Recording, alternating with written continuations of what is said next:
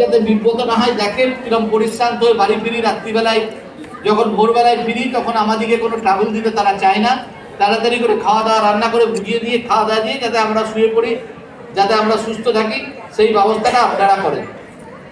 যার ফলে আপনাদের যে অভাব অভিযোগ সেগুলো কিন্তু বাড়ির লোক বা পুরুষরা জানতে পারে না। আপনাদের শরীরের কি অবস্থা, আপনারা কিরকম আছেন কি না আছেন সেইগুলো জানার স্কোপ নেই। সেই জন্য আমরা আবাসনে আগামী দিনে প্রত্যেকটা আবাসনে মহিলাদের চেক আপ করাবো। শুধু মহিলাদের চেক আপ না, সেখানে যাবতীয় ডাক্তারদের বন্দোবস্ত সেগুলো করার দায়িত্ব ওয়েলফেয়ারের আছে। এটা একটা পার্ট। 21টা আবাসন, প্রত্যেকটা আবাসনে কে ঢুকছে কে বেরোচ্ছে।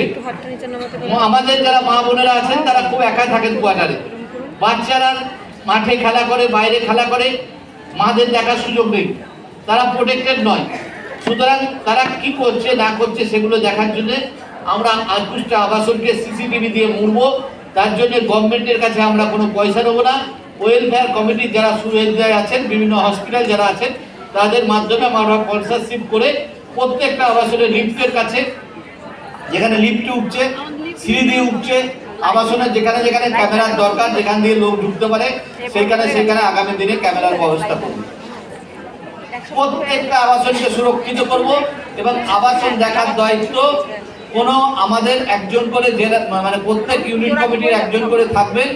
তার সাথে সাথে আমাদের লিনার নেতৃত্বে প্রায় প্রত্যেকটা আবাসনে একটা করে মহিলা আছে, যে মহিলারা আমাদের আবাসনে যে কমিটি আছে তার সঙ্গে যোগাযোগ করবে, কি হচ্ছে না হচ্ছে পুরোপুরি মহিলাতান্ত্রিক এই ব্যবস্থাটা নারী দিবসে আজকে কথা দিচ্ছে। এটা পুরো আবাসনটা মহিলারা, এর সাথে আমাদের কোনো সম্পর্ক নেই। আমরা কেবল হেল্প করব, মহিলাদের হেল্প করব, এটাই হচ্ছে আমাদের কাজ। এইটা হচ্ছে আমাদের কলকাতা পুলিশের প্রথম কর্মসূচি।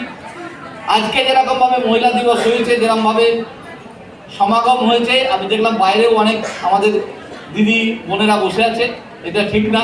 আগামী দিনে এই কর্মসূচিটা আরও বড় করা, সকাল থেকে বিভিন্ন ক্যাম্পাসের বিভিন্ন অনুষ্ঠান দিয়ে রাত পর্যন্ত অনুষ্ঠান চলবে এরকম ব্যবস্থা করা। বক্তৃতা নয়, কার কতটা প্রতিভা সেইটা দেখার জন্য কাজ। আমি কি বক্তৃতা দিলাম এটা কথা নয়, নারীদের কার কোথায় প্রতিভা আছে সেই প্রতিভাগুলোকে উন্মোচিত করা, সেইটাই হচ্ছে আজকে নারী দিবসের প্রথম কাজ, এবং তাদেরকে পুরস্কৃত করা। আমরা কেবল পুরস্কার দেবো, লেকচার মারা কথা নয়, পুরস্কারটা দেবো এবং প্রত্যেকে গোটা দিন ধরে নারী দিবসটা পরিচালনা করবে। সেটা কোন জায়গায় হবে, কি হবে, বডিগার্ডে হতে পারে, পিটিএস হতে পারে, ফোর্থ ব্যাটালিয়নে হতে পারে, বিভিন্ন বছর বিভিন্ন জায়গায় হবে। তার ফলে আমরা কাজটাকে আরো ভালোভাবে বিভিন্ন জায়গায় ছড়িয়ে দিতে পারবো। আমরা কি করেছি কি করিনি সেটা পরের কথা। পশ্চিমবঙ্গ সরকার কি করেছে, আজকে কেন আপনারা নারী হিসাবে পশ্চিমবঙ্গে গর্বিত, আমাদের পুলিশের কি কি কাজ হয়েছে।